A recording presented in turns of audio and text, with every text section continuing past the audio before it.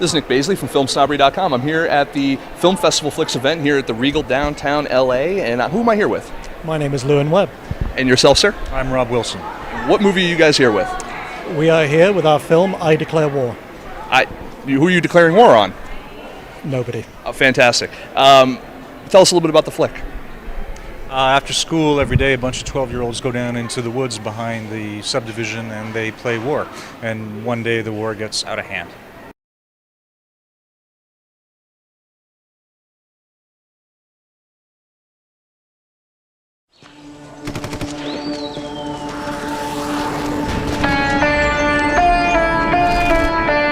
Picky's your best friend, right? Yeah, with all his stupid rules. I'm gonna win fair and square. You're gonna lose fair and square. Does everyone know what their job is? Stay here, guard the base. If anyone comes into this base, you have to shoot them, kill them. I can do it. I still don't like this. What if they ambush us? Look what they did to me. What happened? Skinner, he took one prisoner. I know he had it in him. We don't know a lot of things. Quinn's not gonna go for a prisoner. He'll kill Quan as soon as Skinner brings him in. They're gonna be sorry you ever met PK. You take my best friend prisoner? That's not how you win a war. Yeah? Well, there's no rule against it. I saw you. What? With that girl? She thinks she's like cool? She's not. I'll be back later. Right now, I want some juice. You can't stop a war for juice. Touch me. I won. I beat everybody. I don't want to be your friend. But I'm better than him! He tortured me. Oh, fits the plan perfectly. Make a new plan. You want to win? You gotta have casualties. This your first war? Yeah. Why'd you come out? Fun, I guess. I don't really have a lot of friends. And so, when it comes to making a movie about something like this and using kids, is it you're using kids as a way to kind of make a larger statement, or is it just like, no, I remember this time when I was a kid and we decided to make a movie because of it reminded us when we were kids? Yes. Yes, fantastic. This is the answer. That's short and succinct. I liked it. You took our answer. Yes. All right. They say, sometimes working with kids is tough. Working, kids, animals, the whole 9 yards. How was it working with these guys? Was it pretty good? Working with adults sucks. Working with kids is amazing. It's It was the most positive, exceptional, invigorating, spirited experience I've ever had, and I think he's ever had, in terms of producing and executing on a film. How did you guys get together to partner up to make the movie? Oh, long history. I don't think I have enough tape. No, Rob and I have been working on a variety of different projects for some time. We have both produced together. Rob has directed films that I've produced. And then about 4 or 5 years ago, we decided to stop doing it for other people and start doing it for ourselves. And so we set up an independent company, and we've been independently producing and financing ever since.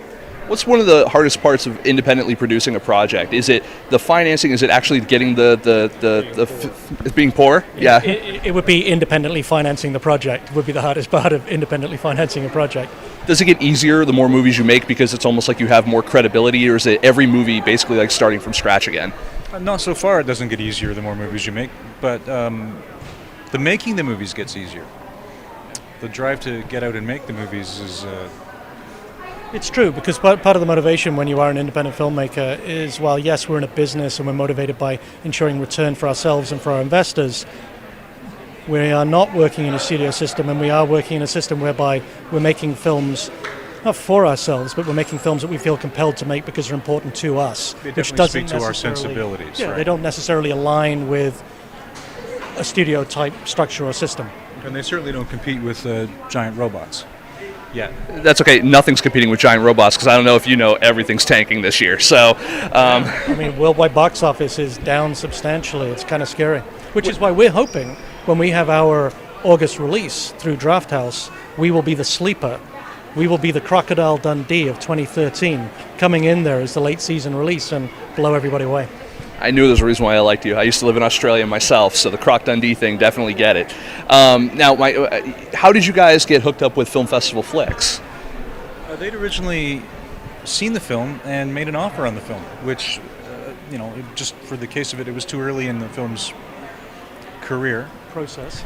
to say yes or no to things, and luckily enough, it all came around, and we get to work with them.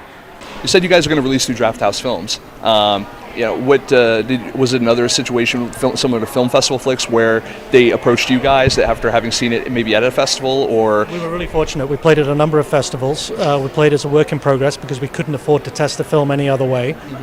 We were asked to participate in a terrific festival called Action Fest, and lo and behold, we were named Best Film. And all of a sudden we were on the radar. Toronto then reached out to us, so we officially premiered at TIFF in 2012. And off the back end of TIFF, we played at Fantastic Fest, where we were named the audience favorite film. And it was from that Tim League and the folks over at Draft House reached out to us to see if we could get into a deal and they could distribute the film for us in the US. What's it like being in a larger festival like TIFF as opposed to like a smaller, like a second tier festival, maybe something, say, more like Midwest or something of that nature? I mean, is it a different experience for you as a filmmaker? Be nice. Be nice to who? Is really the question, isn't it? I enjoy both. They are both different experiences. It's easier to connect and tell stories with audience members at something, I wouldn't call it second tier, but the smaller festivals have a real different bounce than TIFF does. That said, TIFF was an amazing place to premiere for us. I mean, for the least of it not being let's go again. TIFF is a huge machine. It's an amazing festival and it's a significant cultural event, but it's a big machine, and man, do they run it efficiently and they run it well, and they're gracious to the filmmakers and they're gracious to everybody who participates. You go to some of the smaller festivals and they're much more engendering of the filmmaker in a different way. It's much more of a familial environment. The one thing they both share in common is absolutely stunning audiences. And that is the feedback you get is so positive and engendering and delightful. So that, I mean, in that sense, there is no, once the lights go down, it's a great commonality. There's no difference. You're in the room, you're with the people who you work so hard to make the movie for. Fantastic. That was good. I don't think I could have answered that at all, any better at all. We love you, Ted. No. Take our next movie. No. So, do you guys?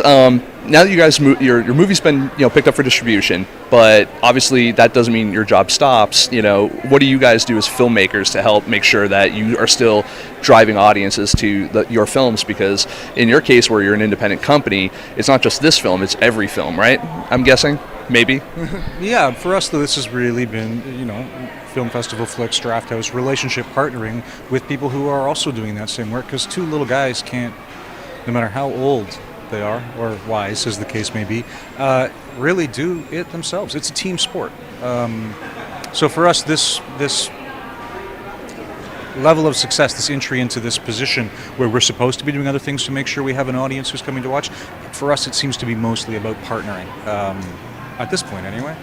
It's you make a small a small film with an independent budget, and a lot of it is chewing gum and spit and endeavoring and relationships and kindness and friendship from other people.